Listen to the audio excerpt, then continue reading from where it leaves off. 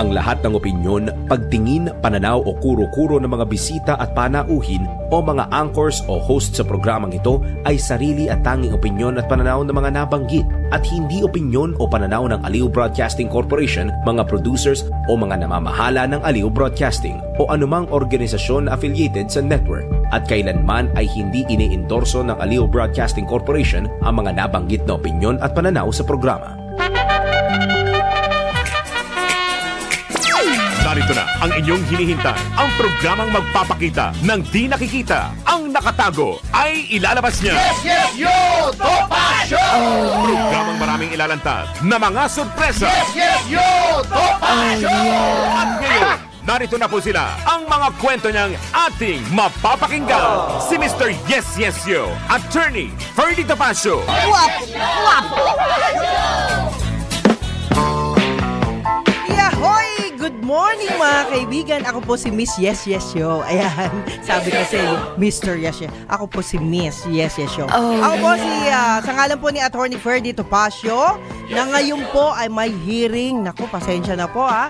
Alam niyo naman mga schedule ni boss, puro bigla-bigla. But then, alam niyo ang puso niya laging nasa sa inyong lahat mga kaibigan. At syempre ngayon po ay adjust ng June 2025. Ang oras po alas 11:05 ng umaga. Magandang umaga sa lahat. Hi, Wener. Ito yung ating pampag-good vibes eh. Salamat kay Boss Dennis. Alam mo, nakakatawa talaga si Sir, no? Pag ganyang masaya, kahit na sandamakmak ang problema mo ay mawawala. Yan. Importante yan, guys, no? Dapat lagi tayong nakangiti. Kahit na ang totoo niyan ay nakasimangot ang puso natin, di ba? Merong sad yung puso, pero yung facial expression and the moment is very happy. Minsan, kagaya po nito, ay tayo po naman sa Yes Yes Show Topacio, ay talagang kailangan isikapin nating makapagpasaya. Bagamat hindi naman lahat ay merong good vibes, di ba? Kagaya ni Nanay Takang. Si Nanay Takang, all the way talaga daw. Naku, salamat naman, Nay, no?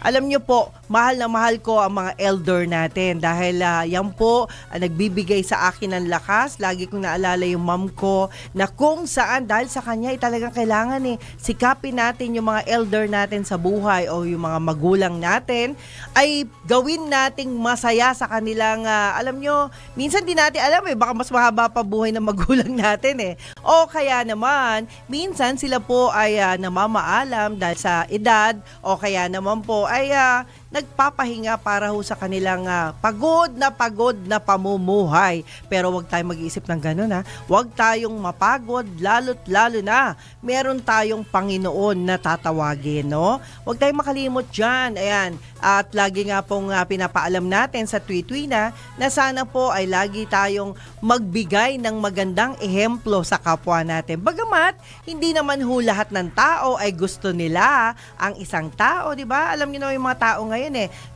merong namimili, merong gusto ka, merong ayaw ka, di ba? May mga taong gano'n na kahit wala kang ginagawa, parang ayaw sa'yo. Anyway, ako naman po ay marunong magpasensya. Okay lang po yan. If you don't like me, well, I like you. Yan. Ganyan ho. At ngayon, sa ating good news, salamat kay Jem good news ho ito. Nakabuo ang mga mananaliksik mula sa University of the Philippines, Visayas ng bersyon ng patis na low salt gamit ang tahong. Wow. Teka muna, low salt yan. Maganda yan, di ba? Kadalasan ay sobrang alat na yan ay nagkakaroon tayo ng problema sa ating mga kidney. But, karaniwang mataas sa asin ang mga produktong tulad ng patis na maaaring magdulot ng mga seryosong banta sa kalusugan. Kaya naman, gumawa sila ng alternatibo na tinawag nilang healthy patis.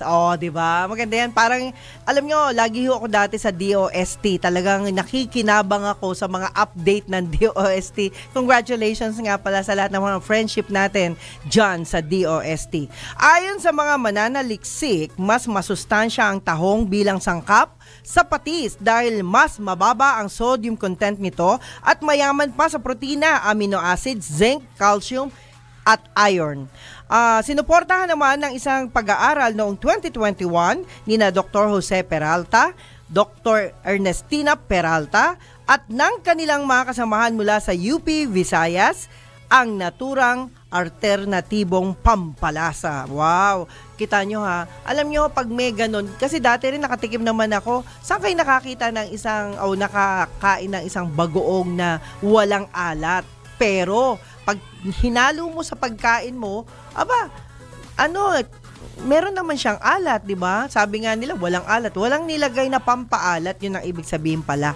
Anyway, ito po isang magandang ipagmalaki natin ang mga imbensyon ng Pinoy. Yan. Kaya itong mga nagagawa ng mga marunong na tao, kagaya ng mga nandyan sa UP, basta po may pakinabang at kayo'y hindi salot sa lipunan, mabuhay po kayo. Alam nyo, yung mga estudyanteng nagbibigay ng magandang ehemplo, yan po ang gustong-gusto natin.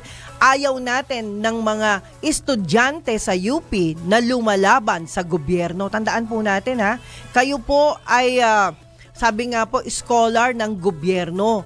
Ang gobyerno po ang nagpapaaral sa inyo. Lalo na yung mga nakaraan, yung mga dati pa, no? Marami tayong mga kilalang tao na pinaaral ng gobyerno tapos ang inaaway gobyerno. Can you imagine that, ano? Ni Singkong Duleng. Hindi sila gumastos sa kanilang pag-aaral at sila ay malaking tao na ngayon. Pero ang nakakahiya po sa mga estudyanteng ganyan na naturingang scholar ng UP, eto ha, kasi ako po yung nag-exam din sa UP pero hindi ko tinuloy kasi ayaw ng mother ko na ako po ay manirahan sa ibang bahay kasi kailangan talaga alam nyo, lumipat ka sa bahay na kung saan ay malapit sa UP. Ganun ho kasi noon. Hindi ho po pwede na ako po'y lalayo sa aking magulang. Ganun ho katindi mother ko. But anyway, ito naman po ay isang pakiusap natin. Tandaan ho natin lagi na yung utang na loob natin sa gobyerno ay pairalim po natin. Huwag ho kayong mag-aklas, huwag kayong gumawa ng bagay na makakasira sa bayan natin, no?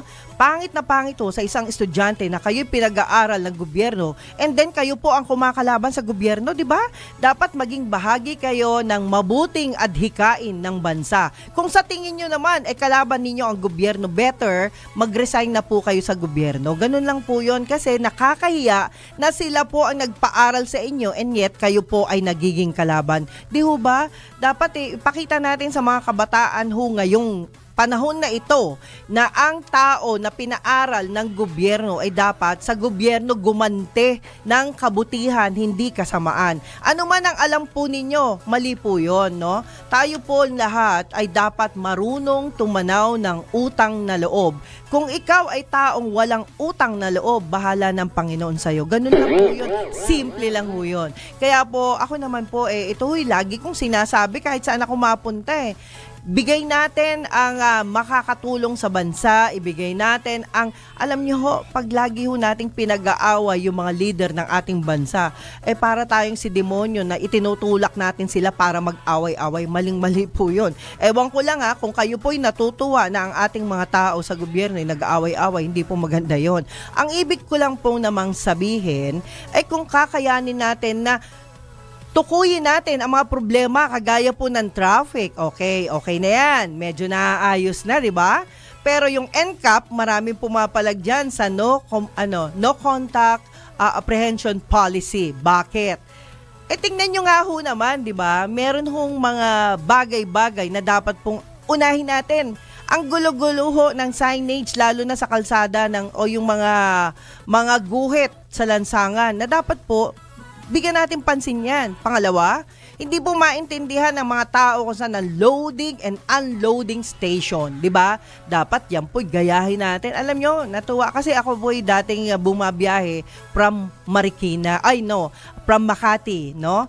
Sa Makati po, nagtataka ako, bakit maayos na maayos ang sakayan, maayos na maayos ang babaan, malayo pa ho pinanggagalingan ko pero wala tayong magawa. Yun ang batas. Ganun ho dapat. Sumunod po tayo kung ano yung patakaran, di ba? Oh, yeah. At yan po naman ay nakakatuwa na matutunan ng mga kabataan po nowadays, no? Hindi po yung mga kabataan ay natututo ng mga kung ano-anong kalayawan. Biruin mo may cellphone kayo, wala kayong panload, di ba? At yung minsan yung panload ninyo ay inuumit nyo pa sa bulsa ni nanay o ni tatay, wag po ninyong gagawin yan.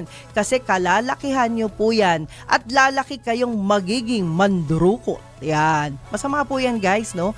Yung mga tao na hindi nyo naman pala kaya, no? May cellphone nga kayo, hindi nyo kayang mag-load, tigil nyo na po yan. 'Di ba? Makipanood. Alam nyo, nung araw nakikipanood lang ako sa kapitbahay ng TV kasi wala po kaming TV, black and white pa ho yun. Minsan nung nanonood ka sa bintana ng kapitbahay mo, pinagsasarahan ka ng pinto o pinagsasarahan ka ng bintana. Wala ka na masilip, 'di ba? Kaya lang nabuo sa kaisipan ko na kung ano lang ang kaya ng magulang mo, pagtiisan mo. Yeah, dapat humasanay tayo sa ganyan. At hindi po ako teacher, hindi po ako nagmamagaling. Yan po'y kinalakihan ko. Kaya yung mga minsan may nang iinsulto o I don't know kung yun ang tingin mo. Pero ako po, hindi po ako nagmamagaling. Dahil teacheran ho talaga ako dahil isa po ako motivational speaker, no? Ang akin lang naman po ay kung saan tayo may alam, i-share po natin. Hindi ho masamang mag-share, guys, no? Kagaya po na nangyayari sa bansa natin. Huwag po tayong mang-away. Hindi po nagiging maganda sa paningin ng mga kabataan yan. No? Pwede naman po na kayo po yung mga twiran sa sarili ninyong pananaw sa buhay. Ayan. Pwede naman po na ibigay ninyo magandang ehemplo sa mga kabataang nakikita po ninyo.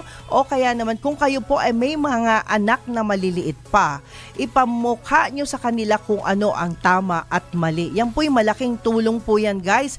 Kasi pag tayo ay tumanda at mali ang nakalakihan nila, ay baka kung saan ka na lang itapon ng anak mo. Lalo na, alam nyo, ang karaniwang problema sa mga anak na may asawa na. Yan, kadalasan hindi po ito biro, guys, no? Kadalasan, ang mga asawa nila ang kakontra ni nanay o ni tatay. Usually, pero pwede mo pong baguhin yan sa pamamagitan ng maayos na pakikisalamuha sa iyong biyanan. Maayos na pakikisama sa iyong nanay-nanayan o tatay-tatayan. Ganun dapat. Kasi po, kapag kayo po ay nakikiamot lang ng tirahan sa inyong biyanan, siguro it's about time na gumanti rin tayo ng kabutihan sa kanila. Yan po ang isaisip natin. Okay. Samantala, after the good news, eto nakakatuwa tong ating mga balita ngayon, samut-sari. Pero piliin po natin ang tamang balita. Ayan sa tamang balita po tayo. Sabi nga po ng iba dyan, pumalo na sa humigit kumulang 13,000 individual ang naapektuhan ng habagat. Ito ay ayon sa Department of Social Welfare and Development at mula sa Region 3 at Region 9 matapos makaranas ng matinding pag-ulan at flash floods dulot ng habagat. Ayon kay DSWD spokesperson at Assistant Secretary Irene Dumlao, 18 barangay mula sa Bulacan ang naapektuhan ng habagat kung saan 8,600 individuals o katumbas ng 2,500 ng pamilya ang apektado. Sa Zamboanga City naman, anya, ay umabot sa mahigit 4,000 o katumbas ng mahigit 1,000 pamilya ang naapektuhan ng kaparehong sama ng panahon. Yan. Delikado tayo dyan, no? Pag masama talaga yung panahon. At sinabi ni Asek Dumlao na kasalukuyan ay pansamantalang naninirahan sa 16 na evacuation center ang mga apektadong pamilya mula sa mahigit 60 kabahayan na nasira ng habagat. Alam nyo ho, my dear congressman and senators, sana po kayo po ay nakakapag-isip na napakarami pong problema sa bansang ito. Marami po tayong problema na dapat po, yan po ang ating unahin. Kung gusto nyong unahin ang gusto ninyo, gawin ninyo ng sabay. Hindi po yung nakatutok lang kayo sa isang galit ninyo, pero hindi nyo sinasagot ang problema ng bansang ito. Napakalaki ho ng problema natin. Ito na nga lang hong evacuation center. Sana po lahat ng mga lugar ay meron tayong evacuation center. Ano hong nangyayari, di ba? Nasagot na ho ba ang problema natin sa evacuation center? Ano po ang nangyayari? Yung kakulangan natin sa eskwelahan ng pampubliko ay nasagot na po ba natin? Kayo pong magagaling na senador, kayo pong magagaling na congressman, Ano po ang mga accomplishment ninyo sa pangangailangan ng mga estudyante ngayon? Bakit bumaba ang IQ ng mga kabataan sa Pilipinas o mga tao, mga Pilipino? Nakakahiya po tayo, guys. Nakakahiya na tayo po ay pangatlo sa kulelat na mababa ang IQ. Kaya huwag kayong magmagaling. Hindi po lahat ng tao sa Pilipinas ay magaling kasing galing po ninyo. Kasi po ang IQ natin ay napakababa po pala, no? Nakakahiya na tayo po, marami tayong matatalinong Pilipino pero nasan po sila? Hindi natin sinusuportahan. Kagaya po ng mga inventor natin na napakarami po tayong inventor na nakikilala pa sila sa ibang bansa, imbis na sila po ang tulungan natin. Mantakin ho ninyo, mas marami tayong problema. Kung tutuusin ha, ang dapat nating iangat yung gutom ng taong bayan. Yung ating mga kababayan na walang hanap buhay.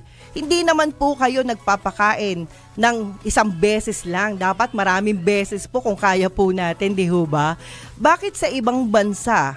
Ewan ko lang kung paano, pero kung kayo po'y matatalino, pwede nyo po akong ratratan, pwede nyo po akong sabihan, di ba? Marami po sa ibang bansa, alam nyo po ba?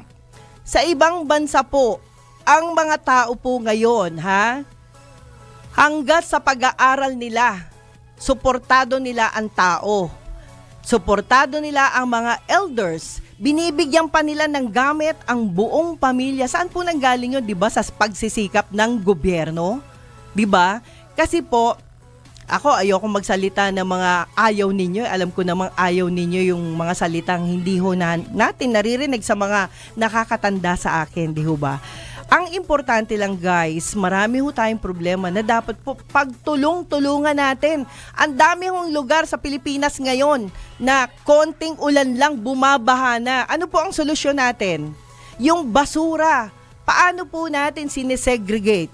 Yung basura, paano natin pinagaganda ang distribution nito o pagkuha rin nito, ang koleksyon ng basura sa iba't ibang panig ng Pilipinas? Alam niyo po ba, yung mga basurero, na ang tingin ko naman talagang basurero sila kasi sila po ay marunong mag-ipon ng mga basurang pakikinabangan nila. Pero ang hindi ko lang gusto, marami sa kanila nagkokolekta ng basura na pag hindi mo binigyan ng pera, hindi kukunin ang basura mo.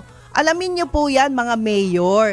Bigyan niyo po ng magandang aral ang mga nagpipick up ng basura. Sila po ay may bayad, sila po ay may sweldo, sila po ay dapat meron silang manner at meron silang schedule sa pagkuha ng basura, no? Lalo na dyan sa Quezon City, di ba? Ang dami hong nakakalat pero hindi ho natatakpan ng mismong truck driver ang kanyang truck dahil kumakalat po ang basura. Ito po, kapag patuloy na ganito ng ganito ang nangyayari sa ating bansa, di ho ba? Bumabaha po, mantakin po ninyo. Hindi ko alam kung sinasadya nung iba ang pagbaha. Alam nyo, naranasan ko dati, yung tumutulay ako bago pumasok sa eskwela. Sa Recto Avenue lang yan Tumutulay ho ako dyan kung saan-saan para lang makapasok. Can you imagine? Ganun ng ganun. Hanggang ngayon, sa edad kong ito, matanda na ako pero ganito pa rin na nangyayari. Hindi po ba tayo nahihiya? Kayo pong mga nasa gobyerno ngayon, dapat po ang iba sa inyo dyan ay tumingin naman po kayo ng problema ng bansa. Hindi yung puro na lang problema ng kung sinong tao. Kung ayaw ninyo dun sa tao, gawin nyo na hong mabilis ang solusyon sa mga problemang ito. Gawin nyo na, kung ayaw ninyo, paalisin nyo na mabilisan. Hindi yung hindi pinaaabot nyo pa kung ilang katagal-tagal, di ba? Kayo naman pa ang gusto nyo kayong matira dito sa mundong to, pwede rin ho. Gawin ninyo ang mga nararapat para kayo lang matira. Kasi ang feeling ho ng iba sa atin, lalo na yung mga matataas na leader ng bansa, ang feeling ho ninyo wala kayong kamatayan. Ang feeling po ninyo, kayo lang ang marunong. Dahil kung tutuusin, marami ho kayong problema na ginagawa. Ilang taon, ilang beses na kayong pabalik-balik sa pagiging leader ng bansang ito. Ano po ba ang solusyon na nagawa ninyo? Yung pakendeng-kendeng ninyo? Pakanta-kanta ninyo? Okay na ho ba yun sa inyo? Pero yung kagutuman ng taong bayan, nagawa nyo ho ba ng paraan? Kayo lang po ang matalino, di ho ba? Kung kayo po ang matalino, gawin nyo ng mabilisan na lahat ng solusyon ng problemang ito. Hindi po maganda na puro na lang kayo ang nakikita sa telebisyon, pero sa totoo lang, asan ang accomplishment nyo? Ilang beses na ho kayong nananalo sa hindi ko alam na dahilan. Bakit kayo nananalo? Wala naman kayong accomplishment. Yung iba ha, I'm not saying na lahat kayo ay palpak, no? Ang sinasabi ko lang po, alam ninyo kung sino kayo. Ilang beses na kayo na nananalo? Di ba kayo nagtataka? Di ba? Ilan lang yung mga magagaling nating leader na talagang nagsasalita ng katotohanan? Ilan lang po? Kayong mga, siguro may mga magagaling dyan na ang gaganda ng accomplishment ninyo pero binayaran nyo yung gumagawa ng inyong PR, di ho ba? So, take note on that. Marami tayong problema sa bayan at sana po maging bahagi kayo ng magandang Pilipinas, hindi po ng bulok na mamamayan dito po sa Pilipinas. Okay, at ngayon naman po mga kaibigan, sa ngalan po ni Attorney Ferdy Topacio, time check muna tayo. Ang oras po, alas 11:25 ng umaga. Yaba! Yes, yes, yo! Topacio! Narito na ang tamang balita sa oras na ito. Mas mahigpit na performance review sa mga government officials nagpapatuloy ayon kay PBBM. Report mula kay Patrol 13, Gilbert Perdes. Nagpapatuloy ang ginagawang performance review ni Pangulong Ferdinand Marcos Jr. sa mga opisyal ng gobyerno. Sa ambush interview dito sa Malacanang, sinabi ng Pangulo na nakatutok na sila ngayon sa mga undersecretary. Mas magiging mahigpitan niya ang kanilang evaluation, hindi lang sa top level o cabinet secretaries, kundi maging yung mga opisyal na nasa ilalim nito. Ayon sa Pangulo, sa gantong paraan ay inaasahan ng mas mataas na pressure sa mga opisyal na patunayan ang kanilang kakayahan sa pamumuno, pagpaplano at pagpapatupad ng mga proyekto ng administrasyon. Patrol 13, Gilbert Perdes para sa Himpilang May Todong Las, DWIZ. Nagbabalita ng tama, naglilingkod ng tama. DWIZ News Catch Up. News Catch Up. Salamat Patrol 13. Dagdag na balita lang sa lagay ng panahon. Inaasahan po ang katamtaman hanggang sa malalakas na mga pag-ulan at mga pagkulog at pagkidlat sa mga lugar ng Pampanga, Tarlac, Bataan, Bulacan, Metro Manila, Cavite, Batangas at Quezon na maaaring magpatuloy o maaaring maramdaman sa susunod na 2 oras. Inaasa o kasalukuyan naman nararamdaman ang mga nabanggit na kondisyon sa ilang bahagi ng Zambales na maaaring maramdaman hanggang sa susunod na 2 oras. Manatili nakatutok sa DWIZ at Aliw Channel 23 para sa iba pang updates ukol sa ating lagay ng panahon. DWIZ News Catch Up. News Catch Up. At yan ang tamang balita sa oras na ito. Mag-follow at subscribe sa lahat ng DWIZ Digital News accounts: Facebook, Instagram, YouTube, TikTok, X, DWIZ News app at DWIZ News website. Ako po si Daryl Justin. Nagbabalita ng tama, naglilingkod ng tama. Oras-oras nagbabalita ng tama, naglilingkod ng tama. DWIZ News Catch Up. News Catch Up. That news update was brought to you by Arena Plus. Sa Arena Plus, astig sa sports. Download Arena Plus app now in App Store or Google Play. You can watch it also on arenaplus.ph. Yes, yes, yo! Topacio! Si Mr. Yes, Yes, Yo, Attorney Ferdy Topacio. Yes, yes, yo! Topacio! Magandang umagang muli sa inyo lahat mga kaibigan. Ayan, 11:30 na po ng umaga sa ngalan pa rin po ni Attorney Ferdy Topacio. Ako po si Miss Juvie de Guzman. At syempre, alam niyo naman mga kaibigan ako pag merong sinabi yung mga netizen natin, talagang kailangan nating ilabas ang ating mga kalooban yan. Pasensya na kayo ha. Mga reaction ko yan sa mga netizen na talaga namang parang nagtatalo-talo sa aking Facebook account yan. Pero syempre, hindi naman ako magaling para mag-comment sa kanila. But yung sarili ko lang pananaw sa buhay dapat nating sinasabi yan. At ngayon naman mga kaibigan, ayan, narito na ang ating suki pagdating sa kantahan. Walang iba kundi ang 15 anyos, 14 anyos. 14 ka na ba, Day? Ayan. Ayon. Ang 14 years old na performer. Ayan. Alam nyo Kakaiba ho itong batang ito dahil marami ho siyang mga kaalaman pagdating sa kantahan. Yan, hindi ho siya matatalo dyan. Let's welcome Miss Silvana Garcia. Good morning! Hi po, Ma'am Julie. Ayan, pasensya ka na, wala si attorney ha, kasi meron siyang hearing ngayon. At alam niyo naman marami hong schedule si attorney, pero talagang pinipilit-pilit niya, basta aabot lang po siya. Ang problema lang, meron hong lugar dito sa Pasig na kontrolado ng mga traffic enforcer. Alam mo ba yon? Yan. Sila po ang nag-go, sila po ang nag-stop. Kadalasan po, mas matagal dun sa isang lane, mga ganon. At yung ibang guest natin, ayon sa kanila, grabe, nasa harap na sila ha, nasa harap na ng building natin. Nandyan ho sa di nasa Show Boulevard na talaga. Mantakin mo, inabot pa ng 1 oras, hindi makapasok-pasok, di ba? So may mga ganong sitwasyon na maaaring hindi mo nalalaman na ating mga traffic enforcer, na yan? Ayan, na po yan? Kamusta naman po kayo dyan? Wow! Anyway, Silvana, alam ko namang wala kang kinalaman sa traffic kasi ikaw ay magaling. Ano sinasakyan mo? Papunta rito? Nag-grab? Nag-grab ka. Ayan. Or motor po. Hindi ka natatakot? Mag-isa ka lang? Hindi. Ang tapang mo naman. Malapit lang naman po. Sa From bagay. Shangri-La. Sa bagay. So, hindi masyadong malayo. Hindi po. Ayan. Paano ka ba pumili ng kanta? Ano yung sa tingin mo kung pipili ka ng kanta, dapat ay ano ba? Meron ka bang requirements? Hindi. Gusto ko lang malaman. Minsan po yung mga kinakanta ko, uso.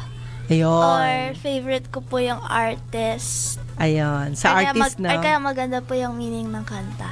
Ayun. Uy, maganda yan. At yan nga ang gusto ni Atty. Topacio, na ang pipiliin mo, yung bagay din sa, sa edad mo, ha?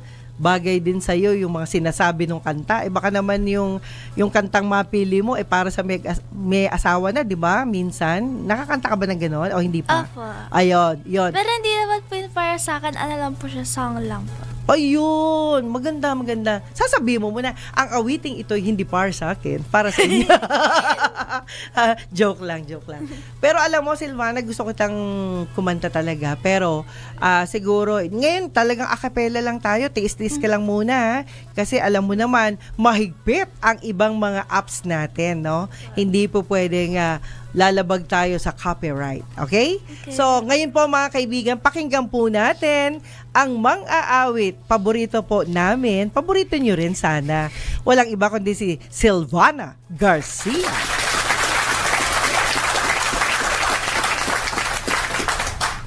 This song is called Baby I by Ariana Grande.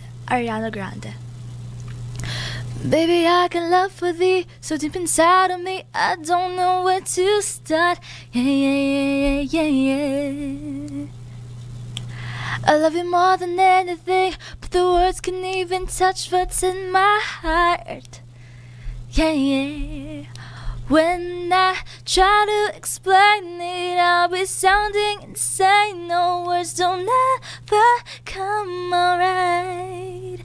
I get all tongue-tied and twisted. I can't explain what I'm feeling. And I say, baby, oh, baby, baby, oh, baby, my baby, oh, baby, all I'm trying to say is you're my everything, baby. But when I try to explain, we're so only complicated, baby. Baby, I'm so down for you. No matter what you do, I'll be around. Yeah. Baby, I've been feeling you before I even knew. I'm feeling to worry about. Oh, baby. When I try to explain it, I'll be sounding insane. No words will never come out right. I get all tongue-tied and twisted. I can't explain what I'm feeling. And I say, baby, baby, baby, baby, oh baby, my baby, baby, oh baby, baby, all I'm trying to say is but every time I try to say it, we're so only complicated.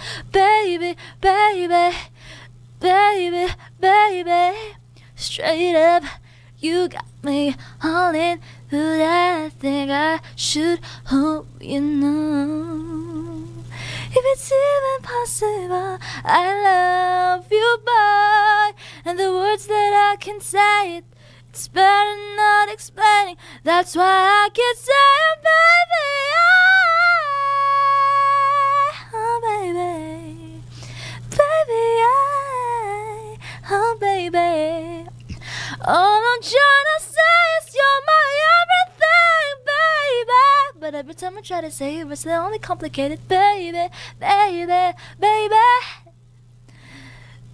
Oh baby, my baby, oh baby, oh baby. All I'm trying to say is you're my everything, baby. But every time I try to say it, it's the only complicated, baby, baby, baby, baby. Yahoy! Yahoy! Yahoy, yahoy, yahoy. Ang galing, galing.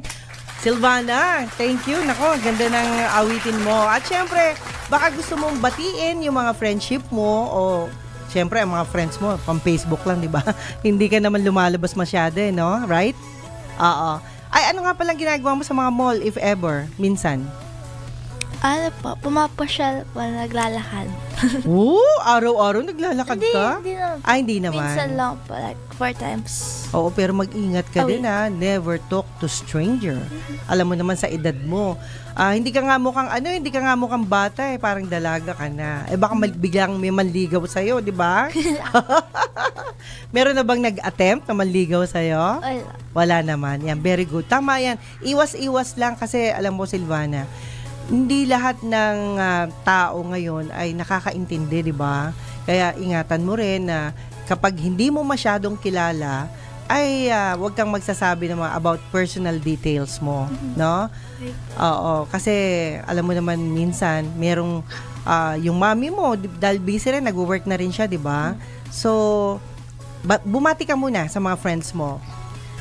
Hello po everyone, and hi po to my family and friends. Hello po hi Uncle Glenn. Hi Uncle Pilot Glenn. Ayan. Hi po Terry Topacio. Okay, maraming salamat. At syempre, binabati ko rin si Kuya Rico Topacio, si Mami Belen. Okay, meron tayong paalala mula kay Katirso Peralta. Sabi po niya, extend your patient endurance no matter how hard life is. Don't allow the world to make you hard, nor do pain make you hate. Never allow bitterness to steal your sweetness. Be good even if others are not. Be kind always than being right for when you're kind. You're always right, remember? God sees everything. Wow. Salamat, Katirso. Grabe naman ka. Hindi naman always right. Alam nyo, lahat naman ng tao nagkakamali. Ako yung taong kapag may mali, tinatanggap po natin. Hindi tayo nagtatanim, no? Ang sa atin lang naman, mas maganda nga, kinukorek tayo. Ikaw ba open ka sa pag-correct sa'yo ng sino man? Okay lang ba? Yan. Basta tama po. Basta tama, di ba? Hindi. Alam mo minsan, hindi naman, siyempre sa tingin mo lang na hindi tama yung sinasabi sa'yo. But, much better, makinig ka lang. Lalo na kung older naman sa'yo. Ganun dapat ang pananaw mo sa buhay. Ngayon, wag kang magalit sa sinumang tao na nagko-correct sa'yo kasi minsan, from there, natututo ka sa kanila. Alam mo ba yon? Ikaw ba, merong nagsabi sa'yo na nung tinuruan ka, natuto ka? Ha? Ayan. Huwag kang tumango. Kailan magsalita ka? Oo, yan. Okay, Silvana, thank you so much. At of course, gusto ko lang pong ipaalam, no, sa ating mga friendship na ang channels po natin ay dyan sa Facebook, Instagram, YouTube, TikTok, X and DWIZ News app at DWIZ website. Yan. At syempre, alam nyo naman, may radio na, may TV pa. At yan po ay pinasasalamatan natin ang pamunuan ng DWIZ. Yan, salamat po. At not only that, mga kaibigan, alam nyo naman po, tayo po'y laging umaasa rin sa mga turo ninyo, di ba? Yung mga netizen na talaga namang super talino, no? Kayo po'y may karapatang magsalita.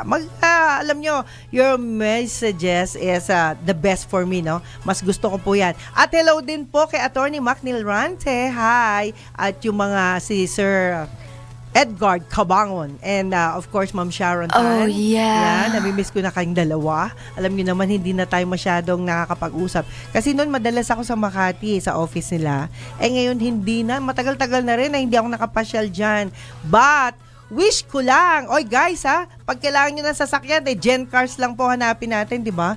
Ang Gen Cars po ay maaasahan talagang marami akong mga kausap na sabi nila sige, I go for Gen Cars. Pero punta ho kayo doon. Alam ko nandun yan sa Makati area, yung Gen Cars. Yan. Sa ngalan po yan ang dati po kasing station po ay doon po, no, sa Makati area. Okay, at ngayon naman, yan, standby muna, miss. Of course, habang naghihintay tayo ng break, gusto ko lang pong balitaan kayo ng showbiz. Alam niyo po ba, balik art scene si Solen Yusuf matapos ibandera ang ilan sa kanyang mga artworks sa isang art exhibit. Sa isang Instagram post, ibinahagi ni Solen na kabilang ang obra niya sa mga tampok na 3 buwang art show sa Provenance at syempre art gallery pop-up sa Power Plant Mall in Makati. Wow! Ayan, sa Makati rin pala to. Ibinidan niya rito ang kanyang painting na pinamagatang Echoes of a Dream na gawa ng kombinasyon ng acrylic, ink, charcoal, oil, pastels at stitchings. Magugunitang noong Disyembre, nakipagtambal si Solen sa kababatang kaibigang si Olivia Diavobil. Yan, para sa exhibit ni Vita at nakibahagi rin siya sa Fino-Pinas Group Show sa Japan noong nakaraang taon. Yan. At syempre, pagbati pinapaabot natin kay Mr. Kobayashi. Ayan yung mga guest natin. Si Mamita Love, si Endo, at syempre si Jun Chang. Yan. Maraming salamat po. Thank you so much for coming yesterday. At hindi lang po yan mga kaibigan, pagbati na pinapaabot natin. Yan. Mamaya batiin uli natin, no? Si Juday. Yan. Ang the best among the best, di ba? At hindi lang po yan, mga kaibigan. Ayan, standby na lang po dahil meron na lang po tayong ilang minuto, syempre. Abot pa yan. Latest mula sa Filipino Mirror, target ng Department of Agriculture na paliwigin pa ang 20 pesos kada kilo ng bigas sa mga darating na araw. Meron pa tayong 20 pesos na bigas, kaya huwag kayong mag-alala. Alamin po ninyo kung saan pwedeng makabili dahil maganda rin na nakapag-save tayo. Lalo na yung mga nagbabaon dyan ng mga empleyado. Eto na yung pagkakataon natin makapag-saing-saing, di ba? Ako minsan nagsasaing na ako. Dati hindi talaga Talagang laging sa mga fast food lang tayo nakakakain. But anyway guys, time check muna tayo mga kaibigan sa ngalan pa rin ni Attorney Ferdy Topacio. Ako po si Miss Juvie de Guzman. Ang oras po, 11:45 ng umaga. Yes, yo! Attorney Ferdy Topacio.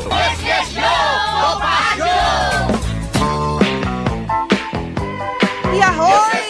Yes, yo, Topacio. Sa ngalan pa rin ni Attorney Ferdy Topacio, ako po si Miss Juvie de Guzman. Ang oras po, yan ang gusto ko. Na-miss ko yan. 11:48 ng umaga. Thank you, Daryl. Ayan. At syempre, kanina medyo nabitin tayo, no? Sa latest ng Filipino Mirror. Ayan. Target, ulitin natin ha. Target ng Department of Agriculture na palawigin sa 20 pesos kada kilo ang bigas sa mga darating na araw. At syempre, ayon kay Agriculture Secretary Francisco Chu Laurel Jr., isinusulong nilang palawigin pa ang nasabing programa sa buong bansa pagsapit ng January 1, 2026. Good news yan guys ha. Kasalukuyan anyang mayroong halos 80 kadiwa o katuwang sa diwa at gawa para sa masaganang ani at mataas na kita centers na nagbebenta ng 20 pesos kada kilo ng bigas. At syempre, giit pa ng kalihim, susunod na ang Siquijor, Bohol at Camarines Sur na bubuhusan ng 20 pesos na kada kilo ng bigas at target na ipatupad ang nasabing programa sa San Juan at Navotas. Magugunitang sinimulan ang pagbibenta ng 20 pesos kada kilo ng bigas sa mga Kadiwa Center noong Mayo. Yan. Alam nyo ho, guys, para mapasarap daw ang bigas, lagyan nyo ng pandan. Kung alam nyo yung pandan, isama ho ninyo yan sa pagsasaing para mas lalong gumana ang inyong pagkain. Minsan yan ho yung nagpapasarap eh. Nung ako po'y nasa Japan, alam nyo ho, ginagawa ko sa bigas na mura, meron din mura dun, syempre. Ako po'y bumibili, mas gusto ko yung mura-mura para at least meron naman saving, di ba? May naitatabi tayo, yan. Kung dati, 50 pesos na bigas ang binibili natin, kung may 20 pesos, di yung 30 pesos, saving nyo na ho yun, itago po ninyo yan. At bumili po kayo ng pandan, yan, haluan po ninyo. At pampasarap po yan. O kaya naman po, yung iba no, ginagawa, tinitimplahan na yung sinaing bago isaing. Yung yung hinugas, 'di ba? Yung hinugasan na, tapos hinahaluan na po ng mga pampasarap. Yan. May mga ganyang sistema na maaring hindi nyo pa alam. Why don't you just do it? Try it. Ayan. Ikaw ba Silvana, balik natin si Silvana. Oy, Silvana. Ayan. Ikaw ba'y marunong magluto? What? Opo. Talaga? Ano yung favorite mong lutuin? Ano po? Kanin or adobo. Kanin. Ikaw talaga niloloko Kasi mo. madali po. Sinaing. Nagsasaing ka. Or adobo po. Adobo? Ano pa? Sinigang. Munggo. Sinigang. At teka muna, sa adobo tayo. Paano ka magluto ng adobo? Sige nga, bigyan mo, pag nagluluto ng adobo, sample lang tingnan natin kung totoo yung sinasabi mo. Mamaya, binibiro mo lang ako, ha? Kailangan totoo yan, bago tayo mag-ending. Sige, ano muna? Kailangan unahin mo, ingredients muna. Ano po? Sige. Adobong sitaw. Ha? Sitaw? Adobong sitaw, di mo alam? Ay, hindi ko alam. Ako pala hindi marunong. Adobong sitaw po na maanghang. Napeke mo ko. Akala ko adobong karne. Adobong sige, sitaw. adobong sitaw. Sige, paano? Ano po? Igisa mo po yung bawang Teka sibuyas. muna, wait lang. Huwag ka magmadali. Kasi tanghalian ngayon. Para kunwari, kumakain sila. Pandagdag ulam din nila yung kwento mo. Okay. Hindi muna. Ingredients muna. Ano, bilisan mo. Ano, sige. Mantika. Sitaw. Mantika. Okay. Mantika. Bawang sibuyas. Yan ang preparation mo. Sile? Kailangan maanghang? Sige. Ulam namin yan mamaya. Paminta. Sure ka? Sige. Tapos, anong gagawin? Unang-unang gagawin. Igigisa po yung bawang sibuyas sa mantika po. Okay.